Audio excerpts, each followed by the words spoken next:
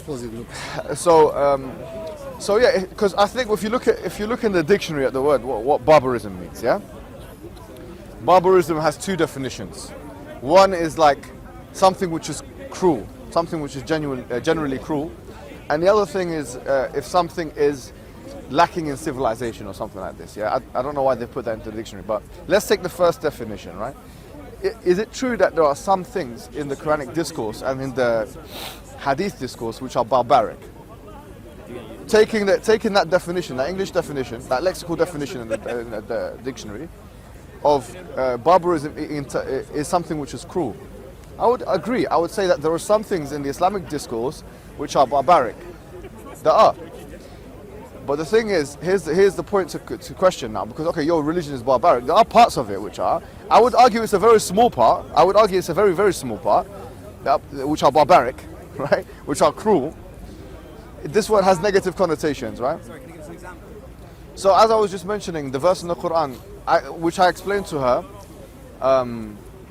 it's not something which, if you put it in the context of today, would implement in the same way as, say, for example, if you put it in the context of another place and time. But the verse in the Quran where it says, وَالسَّارِقُ وَالسَّارِقَةُ فَاقْطَعُوا أَيْدِيَهُمَا جَزَاءً بِمَا كَسَبَ نَكَالًا مِنَ اللَّهِ, where it says that the thief, the male and the female thief, cut their hands off, right?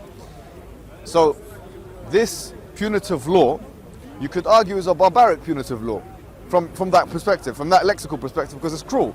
No doubt it's cruel. Now what I'm saying is that no doubt it has its place in the Islamic discourse, and it's not implementable in all cases and times. Someone says, okay, it's barbaric to cut someone's hand off, okay? This is an argument. First thing we would say is that, first and foremost, as I've just mentioned, it's not implementable in all cases. Like, for example, if someone has stolen something which is not of value, or if it's poverty, or if it's an economic recession or whatever, and even obviously in our day and time, this is not applicable to us in the West, yeah? However, I'll say fine, it says that in the Quran, so what? Okay. The question would be, is like, how does barbarism entail falsity? How does cruelty mean something is... Do you know what we should be asking? We should be asking, this is the question we should ask, what is the most socio-economic, you could say socially or economic, effective way to govern? I would say this, I mean, it depends on your, look, this is why there's a difference, I would say, from the Quranic method and the liberal, you could say, like in the liberal Western context, it's a different approach. The reason why is because from the Islamic perspective, community is preferred over individual. Society is preferred over the community. And Allah is preferred over all of this. When you have this kind of ontology, right, everything is different. The liberal thesis is that the individual is preferred over everything else. That's why we live in an individualized society, right? So if we're comparing, this is the thing. This is what you have to understand. Let me tell you something. I agree, look. But here's the thing, at the time of the Prophet, did they have jail where they could put people? That's a really good question. Because if they didn't, they didn't. As far as my reading goes, so we should change that. No, look, I'm not saying that because we didn't have jails then, we shouldn't have jails now, okay? For example, at the time of the Prophet Muhammad, they had prisoners of war. We don't have prisoners of war now. A lot of people accuse Islam of being a religion which enables slavery, yeah? You've heard this. It's a religion which enables slavery. The truth is this. Those individuals that were taken in from the Prophet and the Sahaba were literally prisoners of war. Yeah, they were prisoners of war. The fact that we didn't have jails is a really interesting point, because where would you put the prisoners? If you don't have a prison, you have to put them in some kind of other alternative placement. So in the case of the Prophet, he put them in houses, in people's homes. Okay? So people would take them, as prisoners. And by the way, there are laws of how they can ransom themselves. Pardon? The thing is this, when we talk about slavery today, and this is my genuine belief on it, yeah? When we talk about slavery today, we have very set understanding of what slavery is, yeah? We've had the triangular trade or the transatlantic trade experience. We know what cattle slavery looks like. We know chattel slavery. We know what that looks like. So that Islam has never come to promote. So would you say these prisoners of war remain as these, I would say that they were like indentured servants. Yeah. is it like So a punishment for a duration of time, or do they just that's where they reside forever? that's a good question. So this is a good point. So the prisoners of war that we were talking about, and this is a good point, yeah. So about slavery, and this is a question now which is very pertinent. I'll mention it and go back to what I was talking about the model, Islamic model in general, because it's a different model. It has a different governmental model, and you have to understand that the presuppositions of both of those things are different. Like we have different presuppositions. Yeah. So here, the thing is, at the time of the Prophet and Islam, in the Quran, generally speaking, it says, وَمَا أَدْرَاكَ مَا الْعَقَبَةِ فَكُّ رَقَبَةٍ. What would make you know what the good way is? And then it says, freeing slaves is a good way. Freeing slaves is the good way. So no one can come about and say, unless this verse is somehow abrogated, which is not, because it's not a hukum anyways. No one can say this verse is not applicable, and that Islam is trying to promote slavery. If someone does say that, we will just reply. In Surah Al-Balad, chapter number 90 of the Quran, it says, وَمَا أَدْرَاكَ مَا الْعَقَبَةِ فَكُّ رَقَبَةٍ. This is a knockout argument, I believe. We say that how comes the Quran says, what would make you know what the good way is? Freeing slaves. That's point one, right? Point number two, then the question would be, then how, historically, and also through the Sharia, from Quran and Sunnah, we know that there were slaves that were taken in. And when I say slaves, I put it in this kind of, Why? I'll tell you why. Because once again, when we use any term in English language, it's steeped in like a historical context. Yeah, and it has what you call it, like a connotation attached to it, which is related to that context. So when we say slave, we're talking about black people being whipped in America. This has nothing to do with Islam. Yeah, so the system Islam had in place was a system of prisonership. It took prisoners and it put them in homes, because we didn't have, like you said, jails. We didn't have jails in Islam at the time of the Prophet. You didn't have that. So did they just agree to stay there? Pardon? They just agreed to stay in these homes? So no, they didn't agree to stay there. Islam gave them 2 or 3 options, and this is mentioned in chapter number 24, verse 33 of the Quran. One of the options that they had, if we knew that they were they were not a criminal or a threat to society, was an option called mukataba. Mukataba is when you ransom yourself. Now, if you go to America and you go to prison or jail, you can be ransomed sometimes. Yeah, not all the time, but sometimes you can be ransomed. Someone has to pay a certain amount of money, and then you can be ransomed. There are 2 opinions, and if you look at Tafsir al-Qurtubi, which is probably one of the best fiqhi tafsir of the Quran, yeah, in terms of jurisprudence, he says that there are 2 opinions, and this is really important. Yeah, really important. One opinion says this. One opinion says that if one of those indentured servants or a prisoner of war, he asks for mukataba, he wants to be freed now. He says, I'm going to ransom, I'm going to pay the money, but I don't want to be in this position of imprisonment anymore. One opinion says, okay, it's up to the person who's imprisoning him. And this is the opinion of, like, say, a lot of the madhahib, okay, and it's quite a popular opinion. However, the other opinion, which goes back to some of the Zahiris, and goes back to actually some of the Sahaba and some of the Tabi'een, says that actually that slave is in his, or that indentured servant or whatever, is in his right to go to someone higher than that person, like the Qadi, the judge, and whether or not the owner or the prisoner or whatever you want to call him agrees, he has to be freed. Now this is particularly important if we take that second opinion for the sake of argument, for one reason. Now if we take that opinion, which is the zahir of the ayah, which means it's the apparent literal meaning of the ayah, it would suggest that really, even the system, the only one way that someone can become an indentured servant or a slave in the Islamic discourse, and I say slave like this, right, is through being a prisoner. There's no other way. And if this is the only way, and actually even in that context, the person can forcibly free themselves, then what kind of slavery is this? Because actually it's not really, it wouldn't be a slavery at all. The person would go and forcibly free themselves. But going back to our original points is that a problem or I would say a misappropriation that a lot of people make in terms of understanding Islam is when they put on their secular glasses or their liberal glasses or the democratic glasses and they try and look at Islam or measure Islam in accordance with that. Let me tell you something. If you do that, Islam will not measure up. So you're saying you have to change your perspective? You have to change your perspective, because the thing is this. The ruler of the West, and this is a post-colonial narrative, yeah? After the colonial, you have to understand that the Age of Discovery and the British Empire, these were not easy empires. They really had an encroachment of the earth. And the last colonial colony of Britain was like in the 50s. They're not just going to give all of that up easily, right? The Western world has a strong ideological encroachment on the rest of the world. It's because of its hegemonic power position, yeah? It wants us to believe what it believes. It just does, okay? It makes sense for its foreign policy, it makes sense for its domestic policy, it makes sense for its economic policies.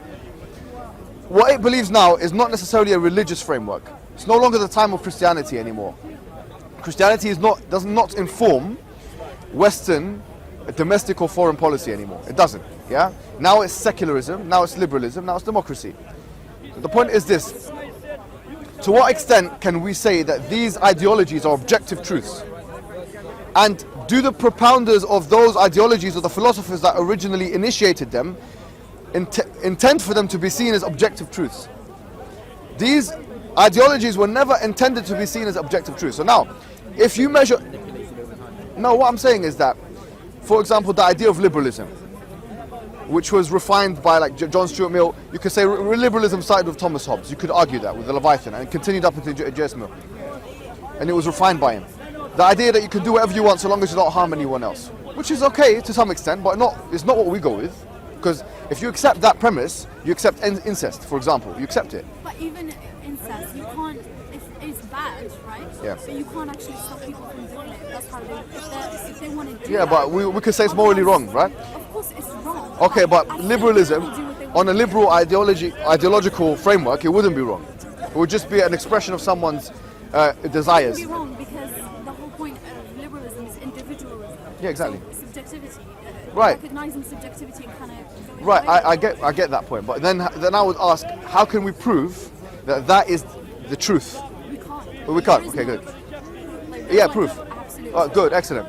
So if we can't prove that that's something which is absolutely or objectively true, then measuring Islam according to it is like measuring something with a stretchy ruler. Fair enough. Okay, if you use a stretchy ruler to measure something, then you're never going to get a precise measurement. 100 years ago, today, women were not allowed to vote in this country, and there was a strong case. I mean, if you think about it, there was a strong case for it. If you look at the parliamentary records, how people were actually talking against women's rights, it was normal for women not to vote, and it was radical for women to be enfranchised, to speak. Yeah, if that is the case, look, 100 years, which is like one generation, has completely shaped the way we think about women's rights in society. 100 years, 100 years, right? In 1967, in this country, it was illegal to be homosexual. There was a death penalty in this country. That's some 50 years ago, yeah? We're talking about 50 years ago, homosexuality, and now homophobia. So everything is just turned up. So look at the stretchy ruler that we've got. Look at the stretchy ruler. Now you put the stretchy ruler and you're trying to establish if Islam is the truth with it, or if Islam is not compatible with my morals, my aesthetic value judgments, which are based on today's present day popular morality, then it's not true. I would say to you then, how are you sure that in 2057 or 2100, yeah, that we're not going to have a new set of morals that we're going to now have to change Islam to and stuff like that? It will change. Yeah. Morals do change over time. All right. So what I'm saying is that, yeah, of course. Was Islam spread by the sword? And if it was, can you give like explanation in which, and like, if it is, then surely that contradicts la ikraha fi din. Okay. Lakum dinukum waliya din. Do you know what I mean? All right. So I'll answer that, but just let me finish off what I was saying here. Sorry. Yeah. So the Islamic thesis, in its essence, is a different thesis. The liberal thesis, it prioritizes the human being over and above everything else, right?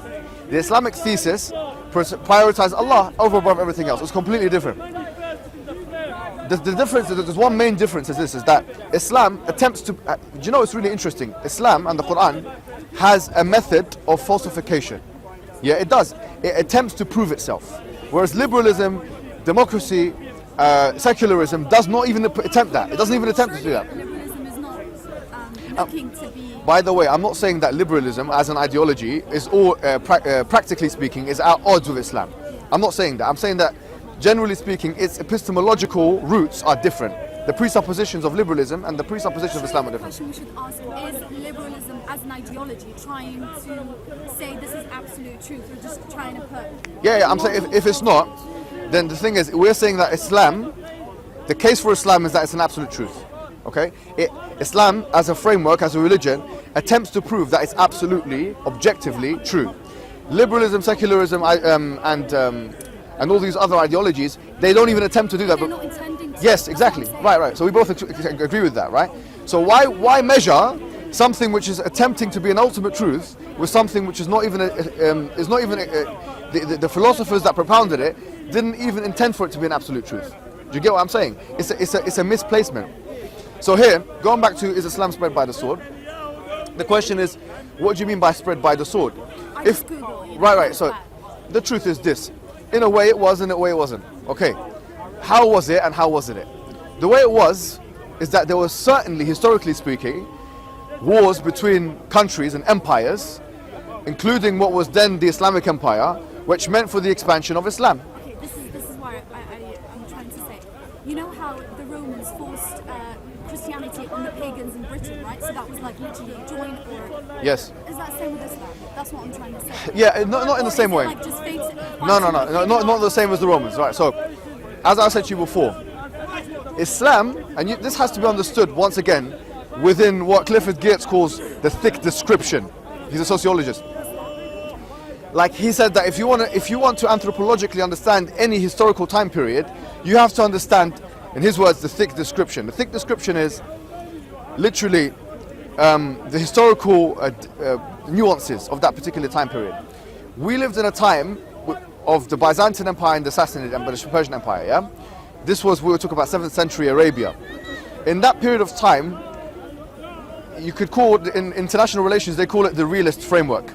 The Realist Framework is literally when you have power as the main determiner for economic growth or otherwise movement or change, geopolitical change, yeah? So, basically, simply spoken, in the context of empires, when you have the Roman Empire, which is expanding, and the Sassanid Empire, which is expanding, it makes no sense from a foreign policy perspective to have an empire which is right in the middle of it, which attempts just to remain neutral and not expand. Right, so it will be engulfed in either of the two empires. In that context, Islam decided to premeditate an offensive against those two empires, and it successfully did so. How do you know this? Where did you look to find this information? Well, well, now we know that the Byzantine Empire became engulfed within the Islamic Empire, right? Byzantine Empire, basically, you can track this historically, and that's why in Syria now there are Muslims, and that's why in Jerusalem and all these places there are Muslims. So, anyways, demographically, you can see North Africa, is a Muslim region. A lot of that was because Amr ibn al-As and others went into Egypt, for example, and then they expanded. There's no doubt about that. We shouldn't lie about this or try and sugarcoat this. I mean, What do you mean by expanding? So they expanded. Now, this is why I said yes or no. It was definitely an expansion, a military expansion, yeah? However, the general populace, as we said before, you were asking about la ikraha fi din, yeah? The general populace were not asked to convert to Islam. Oh, okay. So that means they weren't forced. No, the people were not forced, but the governments were fought. The people were not forced, and it wouldn't make sense even from a logical perspective. Sorry, why were they fought? Why were the governments fought? The governments were fought, generally speaking, because one of the intended purposes of the Islamic Empire at the time was expansion. Just like the Persian Empire wanted to expand, the Roman Empire wanted to expand, the Islamic Empire wanted to expand. Why? Because if the Islamic Empire didn't want to, if it didn't expand, it would have been engulfed by the other empires. And by the way, this is not controversial. You know, only literally maybe about 50 years ago, did the world say, we don't want to do this anymore.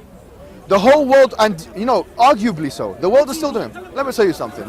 I believe this is the most uncontroversial reality of foreign policy, of international relations. For all of world's history, empires have been expanding. All of world empire, I don't know, an empire actually, by definition, is a civilization. What's the difference between civilization and empire? An empire is a civilization which attempts to expand its borders. That's what it is. An empire, by its very nature, is attempting expansion all the time. So when you had the Byzantine Empire, it was attempting to expand. When you had the Sassanid Empire, it was attempting to expand. In fact, they were fighting each other for it. Only up until, I mean, we talk about World War II. World War II was still talking about colonial expansion. There were still colonies involved in that war. We're talking about 50, 60 years ago, yeah? So, and you could argue now, and this is argued by Kalinikos and others, socialists, and also Gramsci and others. And this is very well argued. I agree with the argument here and the sentiment that the Americans are trying to expand. The only difference is this, right? Before, where empires were clearly defined, okay, this empire is trying to expand its powers and its military strength. Today, they're doing it through a variety of means, right? And they're disingenuous about it. Whereas before they were ingenuine about it, now they're disingenuous about it. So before, they would say, like, you would have a white man say, look, we're going to go to Africa and we're going to overtake Africa because we are better than the Africans. Now you have forked tongues politicians who say, no, who would say, look, we are liberals, we believe in individual rights. Yet at the same time we need to go into Afghanistan and Iraq, all these countries, because we need to free them from their dictators. Is that really the reason why you're going into those countries? Why didn't you go to Rwanda? So the question is this: Rwanda had a crisis, yeah, a very terrible crisis. So the question is this: as Monbois said, Monbois was one of the French strategists and military academics. He said that America has never been strategically consistent. America has never been morally consistent. It's always been strategically consistent. Do you get it? So the point is this: we have to now look this question of expansion and stuff. Do you think that liberalism? Do you know the number one thing that shows that liberal governments have not been liberal and cannot be liberal is that Napoleon was a liberal. Do you think every empire will define liberalism and right? what it means to them? Think about this for a second. Let's have a thought experiment, guys. Napoleon in the 1800s was a liberal. Can you imagine that? This was after the French Revolution. Napoleon was a liberal. The British Empire believed in liberalism. You know, a lot of the liberal philosophers came from Britain, yet you had the colonial empire. So wait a minute. Do whatever you want, don't harm anyone else. Who does that apply to only? The white man. So that's what really has happened. Do whatever you want, so long as you don't harm anyone else. That applies within the domestic context of the white man's domain. But when it comes outwards, and when it's projected outwards to the rest of the world, no, we're empires. We're empires. And the only reason why now the British Empire is saying no more is because it was crushed after World War II and it had so much debt. And the Marshall Plan, all this kind, it couldn't continue its empire. That's the only reason why it's not an empire. Not because it suddenly realized, morally, yeah, as what you think, or other people might think, that okay, liberalism is the truth now, we've been enlightened by this. No, it's because it could not continue its imperial legacy. That's all it is. I have one question. Is Islam for or against monarchy? Monarchy, no, it's against monarchy. However, the Prophet said in the hadith, so yeah, just to kind of, the point is this, just to kind of wrap up what I was talking about, was Islam spread by the sword? In one way it was, because there was definitely a military conquest from the Arabian Peninsula outward. And another way it wasn't, because this rumor that people were forcibly converted to Islam is a rumor, and it's not historically proven. Say we find some historical... How do you historically prove it? It's difficult to historically prove it. Yeah, even if you can prove it historically, we'll say, even if you say, he said no record. Yeah. Which record? Yeah, it's a long history. Even if, let's for the argument's sake say there was some, because look, Islamic history spans for about 1,400 years. Yeah. If we say there was some time in Morocco, Murabitin or the Muwahhidin or whatever, or if you say there was someone like the Fatimid Empire, the Ayyubids or whatever, that they forcibly, or the Ottomans or the Uthmani, whatever you want, that they forcibly forced people to Islam, you say okay, this was wrong. Simple. They shouldn't have. Contradicts. Yeah, it contradicts that, fine. So we will say if that happened, it's wrong and it shouldn't have happened. So 2 points. Islamic empire was acting like all the other empires at the I time. know you can Do you get it? talk about that, yeah. Number one. It's like when Muslims do bad things, it's not representation of Islam. Yes. It's how they feel. I get it. Exactly. So number one, Islam, the Islamic empire acted like any other empire. Had it not, it would have been unsuccessful. It would have been wiped out. Simple thing. It would have been unsuccessful. I wouldn't have been able to probably have this conversation with you right now. That's the truth, right? It would have been unsuccessful. Islam is a pragmatic religion which aims to offer solutions on every level. The individual level, the societal level, the communal level, and the foreign policy level. And had it not had these things in place, where what you could call empire expansion was possible, then it would have been engulfed in other empires which would have forcibly forced people to become Christians or something else, yeah? So the point is this, in order for Islam to continue and to survive and to allow people to exist, yeah, it had this policy of expansion. Now, does it have to have the policy of expansion? Say for example, there was an Islamic state now. It doesn't have to have the policy of expansion. It goes around masalih and mafasid. It goes around what's beneficial at that particular time. It could do. At the end of the day, me being here right now is a form of me educating people to become Muslim. Yeah, educating people about Islam. You could argue that this is ideological expansionism in a sense. You could, anything is ideological expansionism. What is ideological expansionism? Is when you have someone trying to not manipulate, but trying to get someone else to believe in what they believe in. But that is different. You're not like converting people Yes, out of yes. fear, like join or you'll Yeah, exactly, die. right. So, you know, the point is, was Islam spread? So yes and no. It was spread by the sword in the sense that there were fighting between governments and imperial expansion, or you can say empire expansion, but no in the sense that, in fact, no one was coerced to become Muslim. And that was the reality of the world back then, and there was no... pardon? You couldn't do that anyway. Yeah, if you didn't do that, you would be drowning in imperial colonialism. You'd be colonized, right? And so that was a fair way. So what was the question you asked? Yeah, so the question is, the Quran is not enough to be read alone. Otherwise you'll have problems with فَضَرَبَهُنَّ and many how you can take it however you want to. However, when you come to the contextualization, hadith, there's fabrications in that. So are we just picking... You asked the question before this. Oh, the monarch. Is Which it one? for or against? And you said it's Monarchy, yeah. So the Prophet said, is a prophecy. He says, and this is mentioned in Musnad Ahmad, where he says that the Prophet, the Khilafah Rashidiyah will stay 30 sana. It will be for 30 years. And then it says, ثم يكون ملكا بعد ذلك. After that, it's going to be a monarchy after that. And then it says, ثم يكون ملكا عاضا. Then it's going to be some kind of dictatorship. Is this a prediction? Yeah, so the Prophet's telling us what's going to happen. So let's actually look at what happened, yeah? 30 years, we had the 4 caliphs. If you add up the 4 caliphs, you have 30 years, right? And then you had the monarchy, you had the Umayyads, which are the Umayyads. Then you had, literally what we have now is a dictatorship. So it's actually, I mean, maybe a dictatorship or authoritarianism is probably a better translation, yeah? Literally something which is from biting down, you're biting down on someone, right? So literally like authoritarianism. So that's what we have. What should we have? Now this is a discussion that the Islamic, there's a difference, by the way, between what should be and what could be. And this discussion is found in books of Islamic politics like Ahkam al-Sultaniyya and by Mawardi and al-Ghiyathi by al-Juwayni and others. And so he says that how he gives 9 conditions of someone who would be, and Mawardi gives 9 conditions of someone who can be the Khalif. And there are 9 conditions which we don't need to go through. But the point is this. Can there be an Islamic monarchy? Yes, there can be.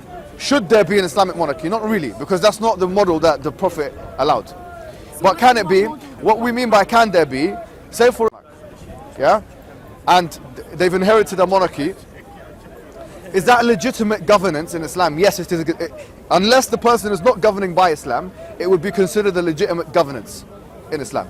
So that's that. But it would not be the preferred governance, if that makes sense.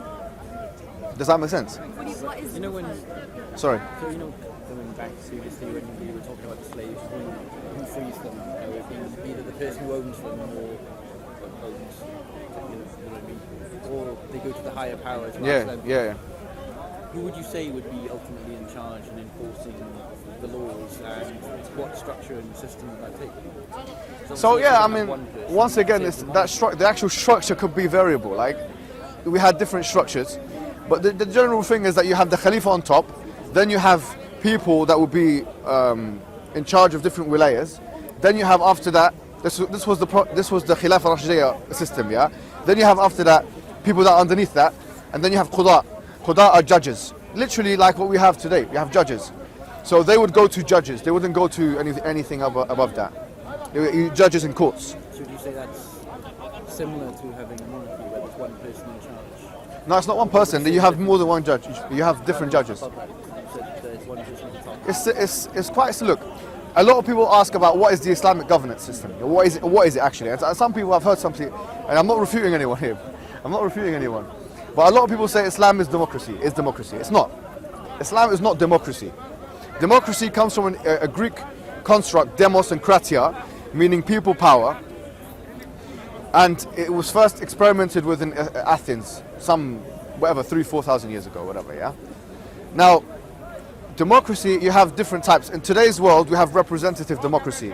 When we say democracy, we mean pluralism as well. Sometimes with the word democracy comes pluralism and liberalism. So sometimes the construct liberal democracy is used to describe this phenomena. Is Islam that? Is the Islamic system of governance that? No, it's not.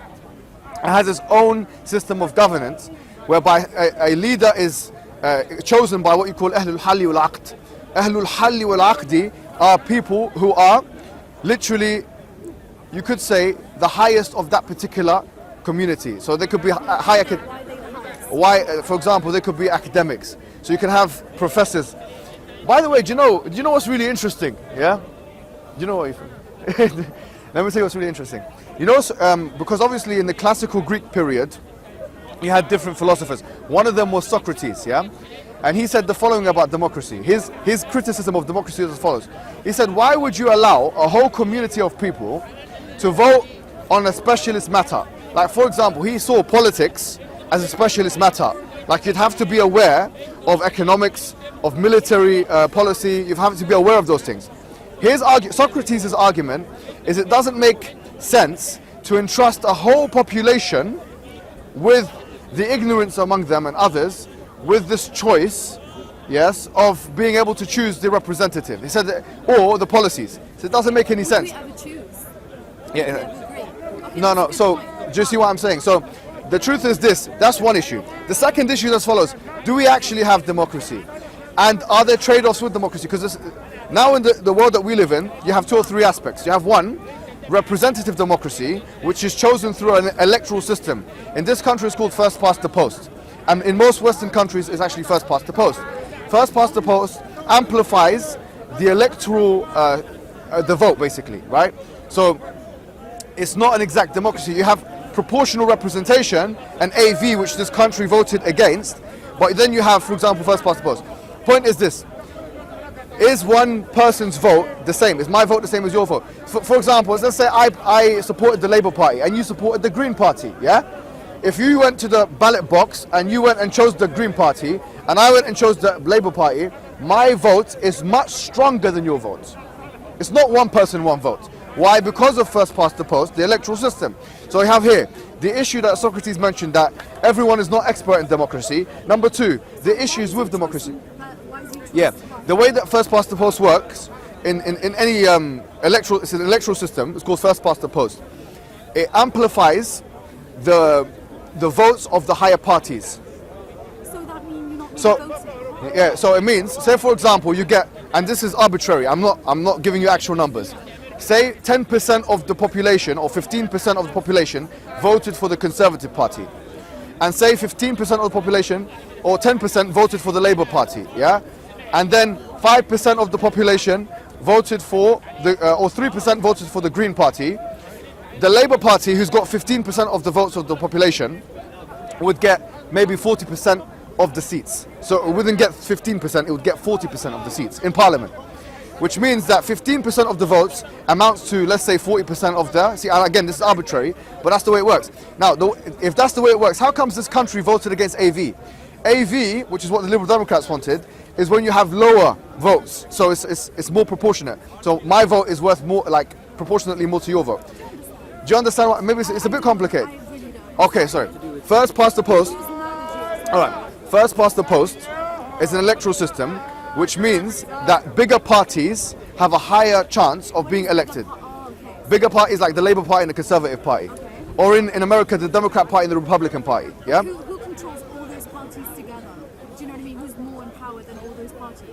No one is. Is there a party more powerful? No. So whoever wins becomes the government, yeah? Anyways, the point is it's not a full democracy, right? So the one vote, one person thing is not what happens. By capitalistic necessity, one person's actions in society is not going to be the same as another person's actions. If you have more money than me, you're going to have more power than me. Okay? So, pluralism is not actualized, democracy is not actualized. Democracy, even if it was actualized, it wouldn't be, you couldn't argue that it's an objectively perfect place. Because you know that. Democracy is mob rule. You have problems of, and people of democracy, they even mention this, they call it the problems of tyranny of the majority, where you have literally mob rule. Say for example, you got 70% of people that vote on something, 30% of people that vote on another thing. The 30% is disregarded. The 70% is actually actualized. So it's not to do with what everyone wants. Everyone is not equal. That's fair, if you think about it, because the 30% is less than the 70%. Yeah, I understand this, but at the end of the day, if our premise is egalitarian or equality, then what should happen is that every juncture there should be equality. So my political ambition should be actualized in an exactly equal way as your political ambition. Now, if you're saying that actually it's not going to be like that because we're going to choose the majority, then it's not equality. You can either have democracy or equality. You can't have both. You can either have capitalism or equality. You can't have both. Do you get it? In most cases. This is just a way. So basically, the point I'm making is this: the liberal system is not only critiqued by people, but it's actually not feasible. You can't have a completely liberal democratic society. That's why there are trade-offs at every juncture. That politicians and societies must make. So for someone to come and say, okay, let's make Islam democratic, or let's make Islam liberal, or let's make Islam whatever. Say, look, it's not even being actualized in your own space, in your own domain. Let alone you coming and trying to impose it on us. It doesn't work. It's a useful system for people that don't have morals. Let me say you one more time. Democracy and liberals is a useful system for people that don't have any objective moral basis. It's not useful if you know the truth. If you know the truth, it's not useful. Pardon? Isn't morality subjective? It's subjective for those who believe it's subjective, right? It's objective for those who believe it's objective. For us as Muslims, we have an objective outlook on Islam.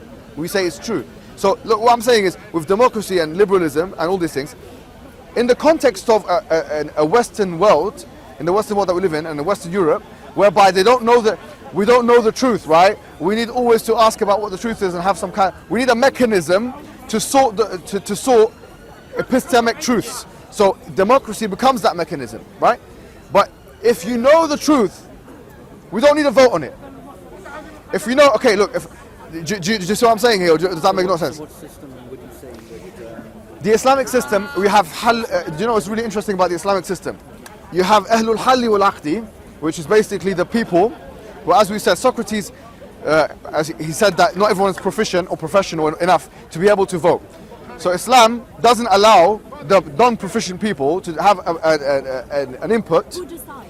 So I'll tell you, Ahlul Halli wal Aqd are the people who are basically the elites.